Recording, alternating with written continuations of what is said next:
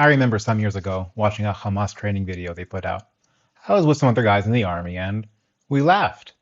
We laughed at their abilities, their clumsiness, their tactics, how they looked. I think about that laughter a lot since October 7th, because here's the thing, we weren't wrong. In almost every direct encounter on either an individual or tactical level, a face-to-face fight between the IDF or even the most elite Hamas units, the IDF comes out on top by a wide margin.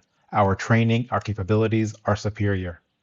And in my mind, that partial truth is one component of what made the presumption of our supremacy so hard to invalidate. But that tactical truth did not stop October 7th. Since October 7th, and especially after the subsequent brilliant intelligence victories against Hezbollah and Iran, for many people simply doesn't add up. How can the same country that achieved the Beeper operation or dismantling of the Iranian air defenses, how could that same intelligence apparatus not see what was happening in Gaza on their doorstep? It's a fair question. And the hard truth is that it wouldn't have even taken a good intelligence agency to know what was happening in Gaza. Hamas had open training facilities where they practiced taking over Israeli towns and army bases. And as I said, they published those videos.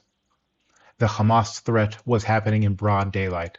The problem wasn't lack of intelligence. The problem, as I see it, was the hubris to believe we knew the enemy so well because our intelligence was so good that we could completely disregard what was clearly visible for all to see. But first, my name is Shana Bar-Aretz. I'm a major in the idea of reserves. The analysis you're about to hear is my own, informed by my background in international relations, political science, and sociology, by my long years of service, and by hundreds of days of activation during the war. What I'm offering here is my own perspective, my own analysis. It may not be the only truth, and different analysis of these events, both official and otherwise, will continue for years. But I aim to provide a logical understanding of one layer that can help explain why these events happened. This video is the first in a new series where I'll be deconstructing the different phases and fronts of this multi-front war.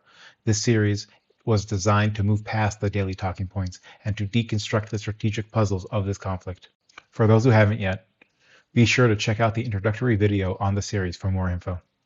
Now let's begin. As was shown multiple times during the war, Israeli intelligence is very good. But in a resource-constrained environment, one mustn't mistake your potential advantage for actual advantage. The best camera in the world will miss the shot if it's pointed in the wrong direction. Now, there is a truism in warfare, and even more so in asymmetrical warfare. The enemy gets a vote.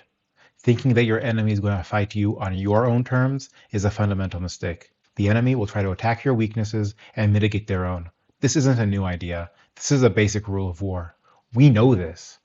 On October 7th, by staging a massive coordinated attack with complete surprise, Hamas was able to overcome its deep disadvantage in training and skill temporarily. And for its purposes, that was enough. So if their victory condition requires surprise, for our intelligence to fail, we should have known that they would put most of their effort into achieving just that. Many have asked, why was there the intel failure that there was on October 7th? What I want everyone to keep in mind is something more profound. I believe the true, catastrophic, defining failure was not the missing intelligence. It was the planning around the presumption that that intelligence would be there. When you assume that you will have sufficient warning before any attack, the most efficient way to defend is by placing only a small amount of military assets at the border continuously, and then to surge in more troops only when the relevant intelligence arrives. This is very different from a more resilient doctrine, which tries to receive intelligence, of course, but doesn't rely on it, meaning that you build your defensive posture in a way that even if you are not given a prior warning, you can still deal with most threats. This presumption of knowledge is the true root of the failure. And what's so critical to understand is that for Israel, this is not a new mistake. It almost directly mirrors the intelligence failure before the Yom Kippur War. Then, just as before October 7th, Israel convinced itself that its enemies were deterred. This hubris stemmed from the sweeping victory in the Six-Day War, which caused Israel to believe too much in their force of arms. But importantly, it created a presumption that they would be able to both deter an attack or at least know about it in advance. This presumption was also not entirely untrue, which is why it was so hard to invalidate. In 73, Israel was able to recover from that surprise and resoundingly beat the Arab armies. But, just like in 2023, the enemy was able to largely neutralize Israel's key advantages at the start of the war by achieving total surprise. And here is the crucial point. The lesson from 73 to never again underestimate the enemy is one that is deeply ingrained in the IDF. It's why Israel takes Hezbollah, Iran, and Syria so seriously. The failure wasn't forgetting the lesson. The failure was in application. The lesson was simply not applied to Hamas. Hamas was seen as a lesser threat, a nuisance to be managed, not a strategic, existential enemy. This topic will have its own video in the third video of the series, as it really is one of the main root causes of October 7th. But that camera was pointed in the wrong direction because of hubris. Of course, I'm not arguing that we should have been looking everywhere all at once. But what is clear after the fact is that Gaza should have been given more resources. So if hubris was the cause of the intelligence failure, we must also look at why that hubris existed. This deep, systematic presumption wasn't just a random error. It was perhaps most enabled by one powerful contributing factor. You often hear the classic military saying that armies always fight the last war. But in my mind, Israel made the exact opposite mistake. It put too much faith in new technologies. It was fighting an imagined future war, a war of big data, a war where we would have intelligence built on this vast amount of new technologies that would be able to pinpoint any threat whenever we wanted to. And it was too quick to dismiss the old way of doing things. This faith in modernization, this belief that an imagined future war led to a specific technical and objective choice in how Israel's intelligence was gathered. This faith led to the steady advance of one side of the intelligence community. To understand the failure, you have to understand how these two different systems came into conflict. The first is the modern system, the AI-driven big data model. This was the tool for that imagined future war. And by its very design, it is a filter then collect model. Now, this isn't random choice. In many ways, it's a necessity. The sheer volume of data, the signals, the phone data, the satellite imagery, you cannot look at everything. It's impossible. So to be efficient, the system must be a filter. A programmer, a doctrine, an analysis, someone has to first define what relevance looks like. They have to tell the machine what to look for. So the system is trained on a set of assumptions. How a major attack will look, how the enemy will communicate. This level of activity is normal, but this is a threat. The AI isn't thinking, it's pattern matching based on its predefined model of relevance. And even when it was trained by machine learning, that machine can only learn from past data, something new, something truly unprecedented. Say, a cross-border raid involving thousands of terrorists is not something it could have learned to spot, because in its training data, it can't be there because it never happened before. And here is the catastrophic flaw. Any data that falls outside of that preset definition, anything that looks like noise, is not just ignored by an analyst, it's worse. It's not even shown to an analyst. There is a human in the loop, but they're only at the end of the loop to appraise the sanitized data. But that's not how the old human system worked. This legacy system, the old way that was dismissed as obsolete, it's the human intelligence operator, the open source analyst, and it's the opposite, a collect and then filter model. The human operator picks up on anything. They ingest the noise first. The filter isn't a line of code. The filter is the human mind. Unlike a machine, it's not just looking for what was predetermined as relevant.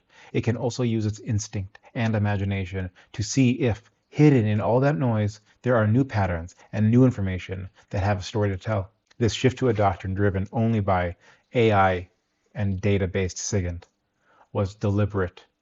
Units in charge of OSINT were shut down, and by all accounts, the human in Gaza was almost non-existent. This created the ultimate vulnerability. This modern system was designed to look for the enemy only where you thought they would be. It forced you to predefine what is relevant and what is noise. This meant that the system was only looking for intelligence in the expected places, in the shadows, in the secret signals. This made the system blind to the most brazen evidence in broad daylight. And it meant that if the enemy was able to mask the shadows, to hide their secret communications, they were in the clear. The system wasn't just ignoring the noise. It had programmed its own sensors to be blind to it. It was structurally incapable of finding a threat that was happening in plain sight because it had already defined plain sight as irrelevant. This was so much the case that even when the surviving human sources of unfiltered intelligence saw the new patterns and issued warnings, these warnings were either ignored or dismissed as fantasy. This was the dangerous reality, one with a systematic confirmation bias.